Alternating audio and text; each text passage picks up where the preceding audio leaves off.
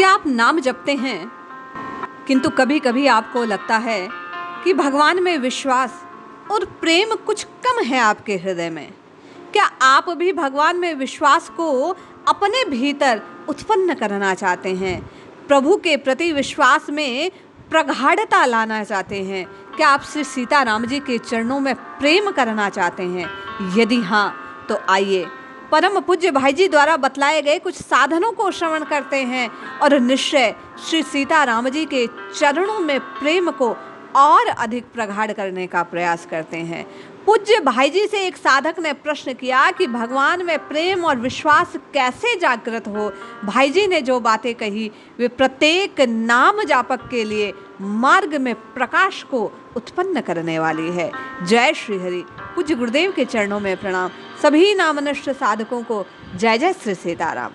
पूज्य भाई जी लिखते हैं, सत्संग भगवान में विश्वास को बढ़ाने वाला, भक्तों के चरित्रों का अध्ययन भगवान में विश्वास को उत्पन्न करने वाला है।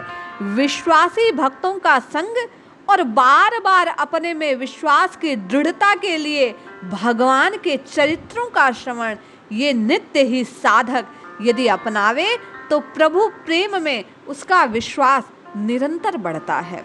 भाई जी कहते हैं कि भगवान के नाम, रूप, गुण, लीला आदि का बार बार श्रवण, कीर्तन, मनन करना, भगवान के नाम का जप करना, प्राणी मात्र को भगवान का स्वरूप समझ उनको सुख पहुंचाने, सबका हित करने की चेष्टा करना, कुसंगति का सर्वथा त्याग करना, विषय चिंतन के बदले भगवान का चिंतन, इसके लिए सावधानी रखना, व्रत नियम आदि का पालन करना, सद्ग्रंथों का स्वाध्याय करना, नियमित संध्या वंदन आदि करना, दीनों पर दया करना, इन साधनों को जब साधक अंतःकरण की शुद्धि के साथ अपनाता है तो भगवान का स्मरण करने से सर्वत्र सब में वह भगवान को देखने लगता है और यही दो साधन उसके हृदय में भगवान के प्रेम और विश्वास को निरंतर वृद्धि की ओर ले जाते हैं। तीसरे उपाय को बतलाते हुए भाई जी कहते हैं कि भगवान के तत्व को और प्रेम रहस्य को जानने वाले प्रेमी भक्त के संग से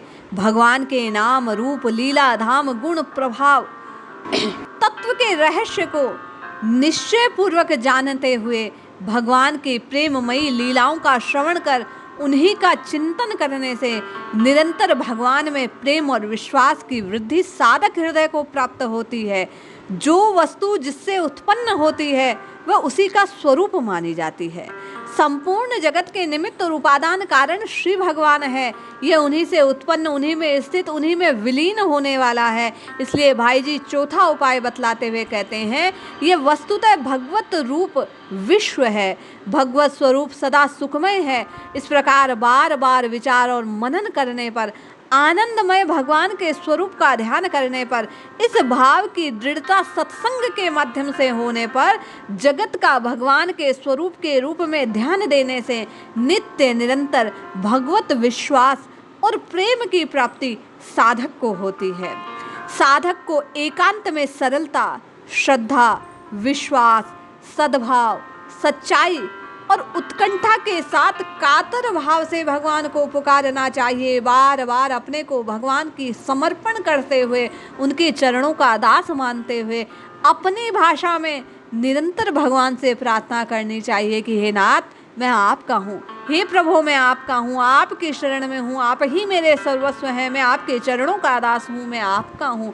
इस प्रकार जब बार बार आप और मैं उनके चरणों में स्वयं को सौंपकर मन के नेत्रों से उन्हें देखते हैं, मुस्कुराते हैं, उनको निहारने लगते हैं, तो मन में दृढ़ निश्चय आता है, विश्वास आता है, प्रभु प्रेम की प्राप्ति होती है।